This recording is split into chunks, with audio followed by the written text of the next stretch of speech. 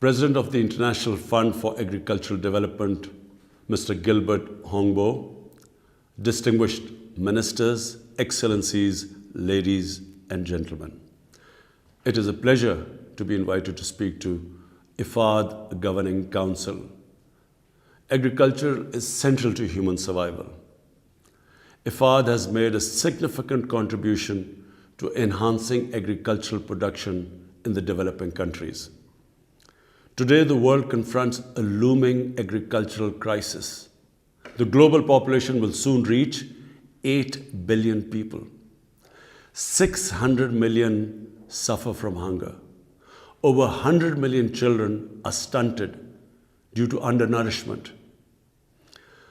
Unfortunately, the COVID-19 pandemic is likely to push another 100 million people into extreme poverty. Over 20 countries are food insecure. The World Food Programme has warned of the danger of famine in some of the poorest countries and conflict zones.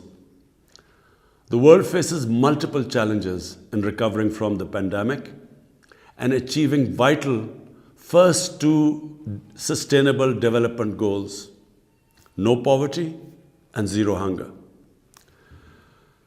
There is lack of financing, shortage of investment, trade distortions, unsustainable production and consumption patterns, degradation of agricultural lands and forests, an impending water crisis, loss of biodiversity, and polluted rivers and oceans.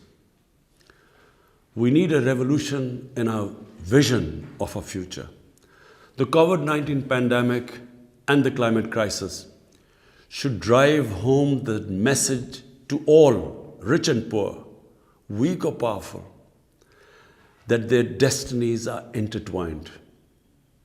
We will perish or survive together.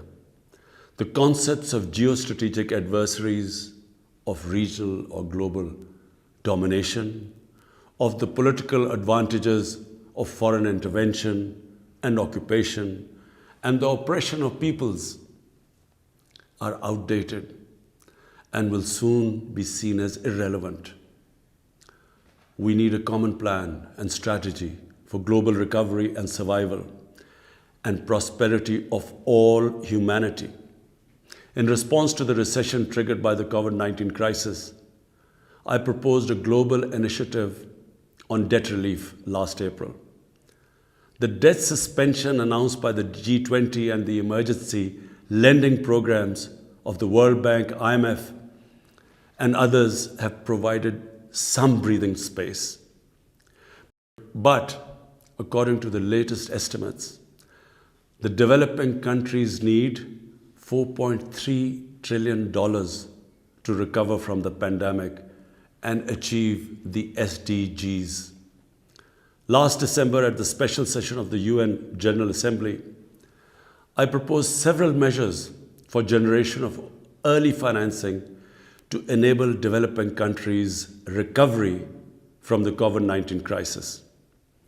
These steps include comprehensive debt relief and restructuring, the creation of $500 million in SDRs, larger concessional financing, and measures to halt and recover illicit financial flows from developing countries to haven destinations and to richer countries.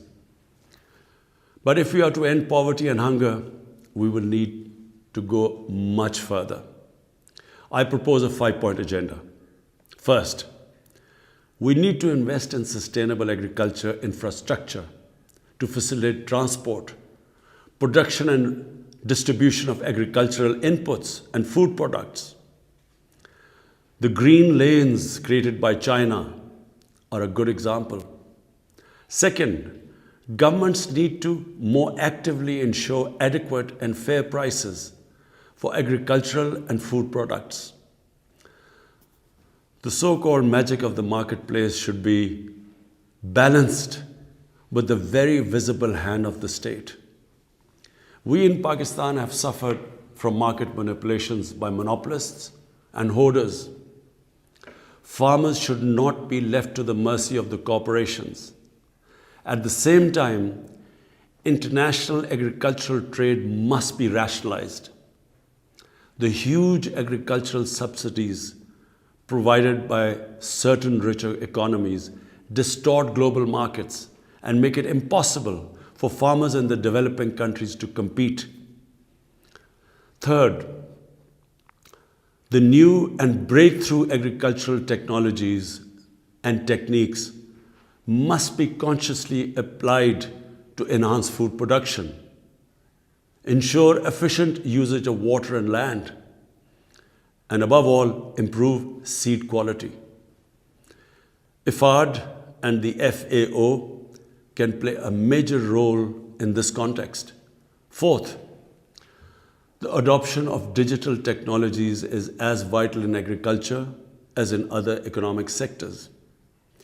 Ensuring internet and broadband access to the rural areas will be vital for their integration into national and global supply chains.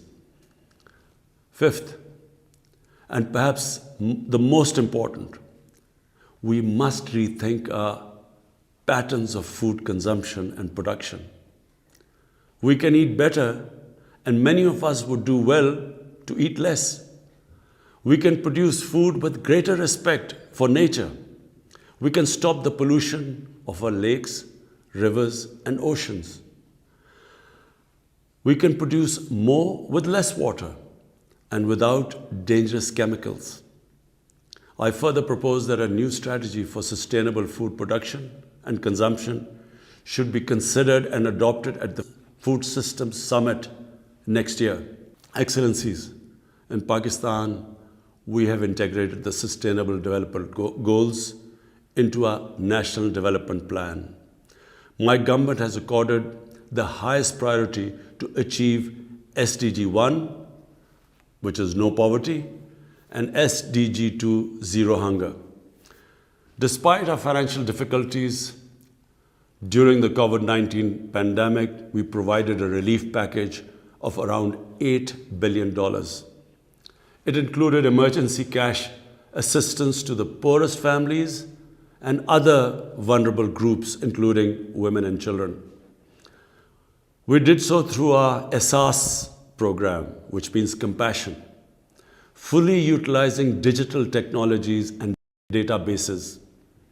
This was the largest poverty alleviation program in Pakistan's history.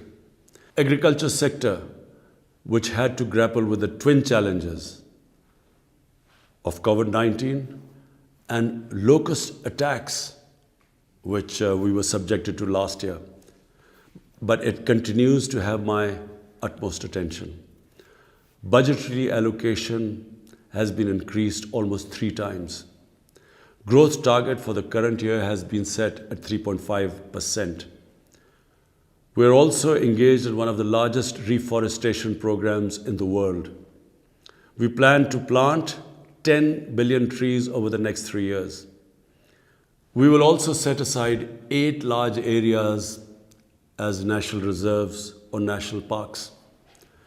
Under the China-Pakistan Economic Corridor, agricultural modernization has been included as a vital element of our development strategy.